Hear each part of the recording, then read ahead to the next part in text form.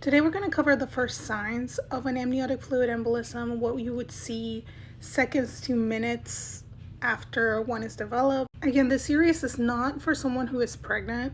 This series is not for someone who is grieving. We're trying to educate on AFEs so that we can early identify them and then react more quickly and save lives. In the last video, we talked about what an AFE is. Today, we're going to talk about onset and what you would see in the first few minutes. An amniotic fluid embolism is most commonly seen within the first 30 minutes postpartum. It's that initial recovery phase. It's so important that you really keep eyes on your patient at this time. But it can also happen during labor, during any kind of delivery, C-section, vaginal, but most commonly during those first 30 minutes, which is heartbreaking, right?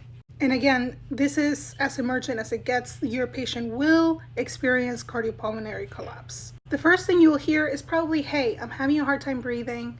I'm having some chest pain. You're going to look at your vital signs. So you're going to see tachycardia, hypotension, low O2 sat, where previously they might have looked perfect. These symptoms are scary, sudden, drastic. You're going to call in your reinforcements because cardiac arrest can occur within minutes of this first complaint. Your patient neuro-wise is going to be a little bit different from their baseline. Altered mental status, the brain's not getting enough blood. Cerebral hypoxia will cause this. Also might cause seizures. You're an L&D nurse in this situation. What are you going to do? You're going to call for reinforcements immediately. More hands in the room. You are calling your friends, even if you think you might be wrong. You're calling your friends. You need to treat this like you're setting up for a code. This could happen very quickly. You might want to say, hey, bring the soul to the bedside.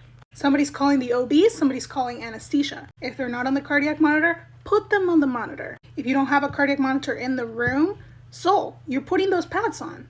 We are preparing for a cardiopulmonary collapse. If they have cerebral hypoxia, quickly they're going to lose consciousness. So they're going to go from altered mental status to out. Unfortunately, this is the initial phase, seconds to minutes. Next video, we're going to talk about minutes to hours. This is the hemorrhagic phase, the DIC phase. Always look up your hospital policy. That's just a general guideline. I'll see you on the next phase.